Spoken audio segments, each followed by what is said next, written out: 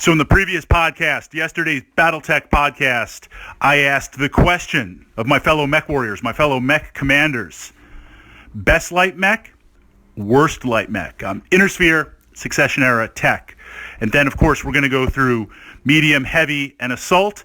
In this podcast, we got to jump right to the assault. I mean, how I didn't start with the assault mechs out there because I love the big guns, but I figured we'd kind of work our way up. So again, the ground rules for this, and in the comments, I would love some feedback because I'm going to be checking out your recommendations, and I'll try them out on the tabletop if they're mechs that I don't normally play.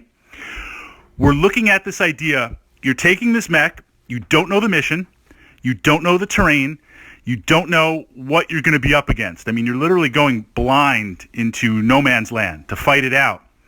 What, in terms of a generalist, is the best machine and the worst machine that's out there? I also realize, though, I mean, this is tricky. A lot of very, very passionate Battletech players, myself too. We're going to be classifying what I'm putting out there and possibly, although my vote for worst mech, I don't think I'm going to get any resistance to it. But if I do, my apologies ahead of time, because we all have our favorite machines and how things work and how things operate on there. Okay, best mech. I guess we'll keep the format versus the lights. Best assault mech. It's easy to go in and just say, look, 100 tons, Atlas. It would be easy for me to say my personal bias of loving big guns and PPCs, the Awesome. All good machines. But again, going into this no man's land, not sure what to fight, I would have to vote Inner Sphere only, Succession Era, the Stalker.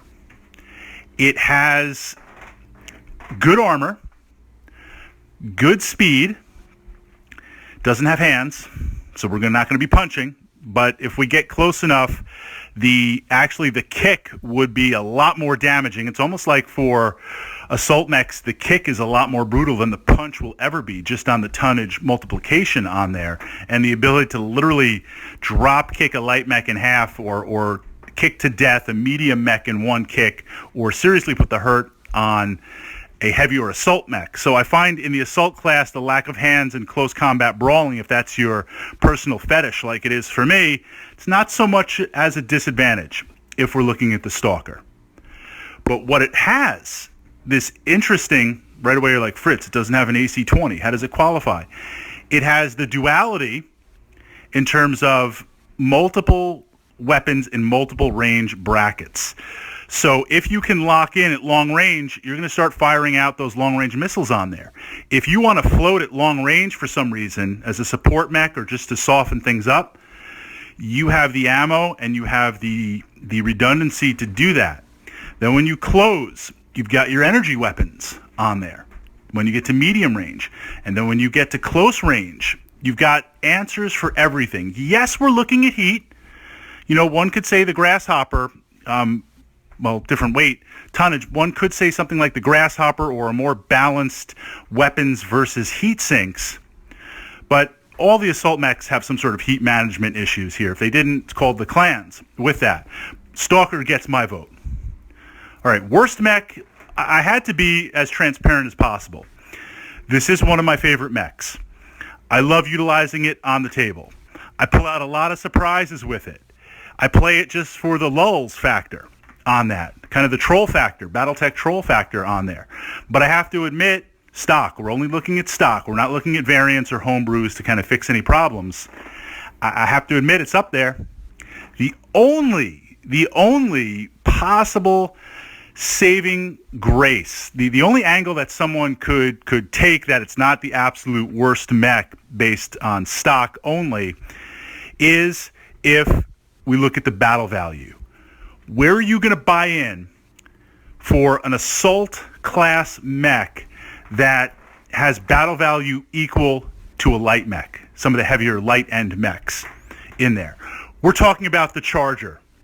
The assault class mech that's supposed to be fast, that's kind of fast, but light and mediums are still going to outrun it.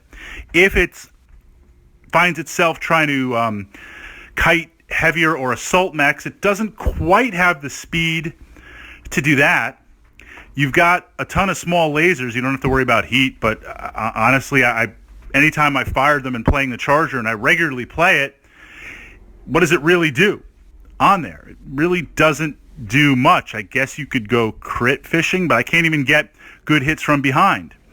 And in terms of brawling, well, okay, you can get up there and brawl, but I'm only going to be really brawling assault mechs and heavy mechs, similar mechs in that class, that weight class, and they're going to be brawling and punching with me also. But in addition to that being a heavy or an assault mech with multiple weapon slots, they're going to also be firing off the stuff in their torsos. So what do we really gain on there? I understand what the design was on paper. It never really worked out or has worked out. That would be my vote for the worst assault mech out there. Turning it over to you. Best versus worst, your vote.